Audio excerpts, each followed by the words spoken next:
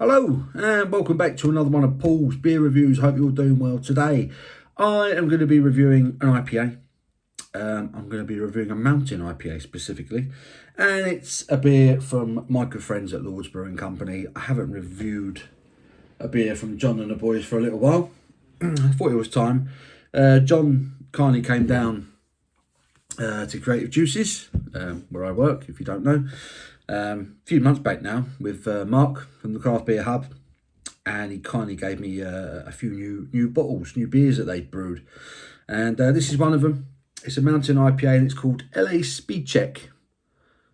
LA Speed Check Mountain IPA, as ever with John. He's always gone all out for the artwork on his bottle wrap, or can wrap, so bottle in this case. This bad boy is coming in at 5.5% ABV. It's a limited edition double fermented mountain IPA, and this is one of the first ones. Look, it's bottle number 2002. Yeah, excited about this one. What's it say?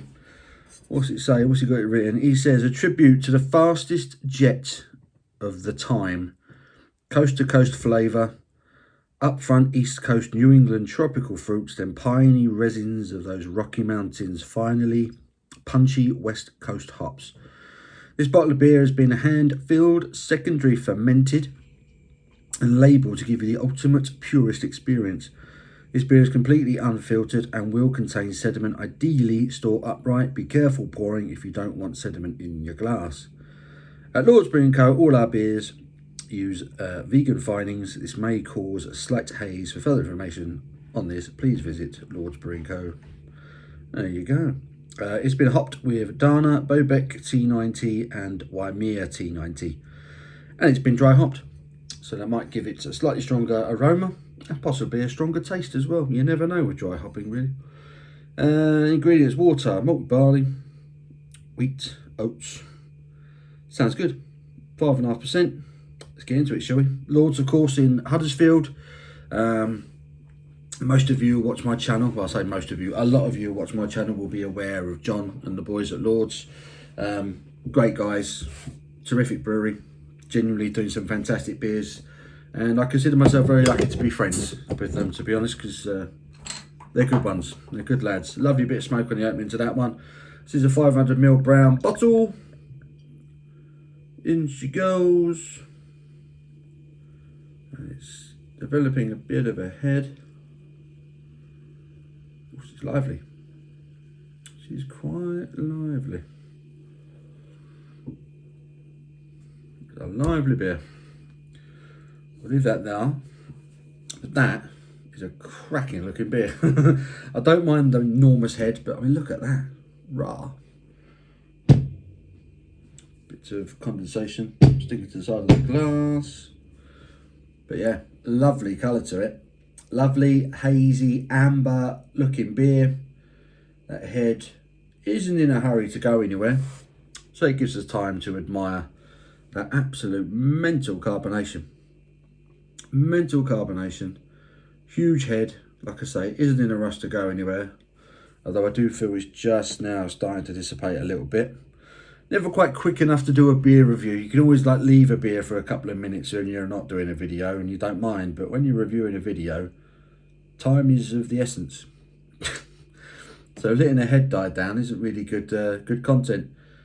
But yeah, it looks fantastic. And I'm going to get my snout in, get an aroma. And that is quite a nice aroma. Peachy.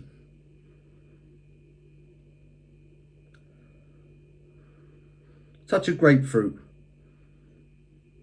Orange peel.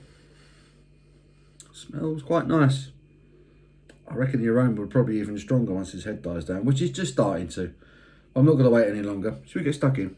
Cheers.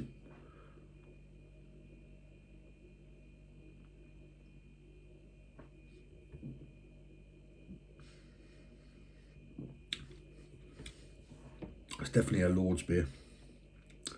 Those Bobek hops that they do like using always gives it a slightly herbal, slightly spicy taste, and that's up front as well. Nice bit of pininess at the back end to it. Not as tropical as I thought it might be.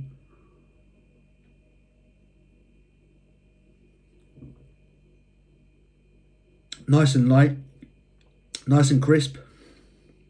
Very drinkable. Like I say, slight herbal touch on them Bobec hops. Bobec hops. And the Dana. Was Dana the other one? Yeah, Dana Bobec. It's crisp. It's refreshing. It's juicy. Touch of orange about it. But it's herbal. Piney.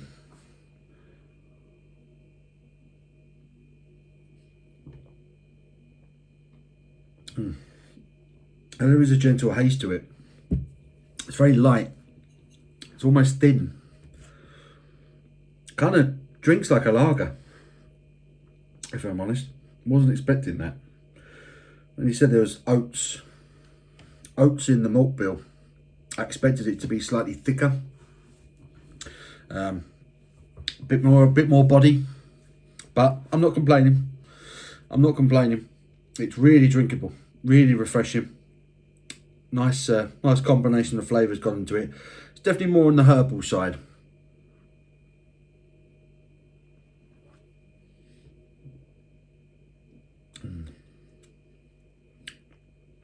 I really like that piney.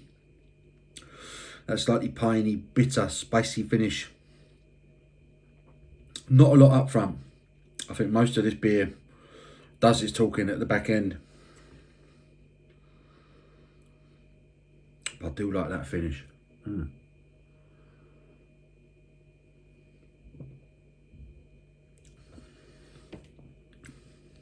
It's grapefruity, piney,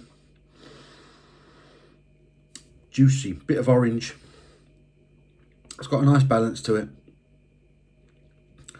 Yeah, I expect a little bit more up front if it's going to be a mountain IPA.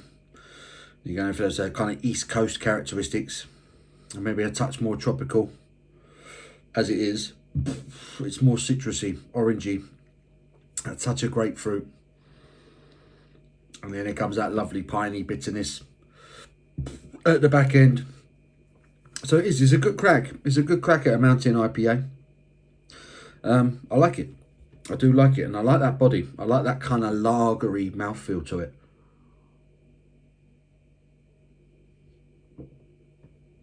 It helps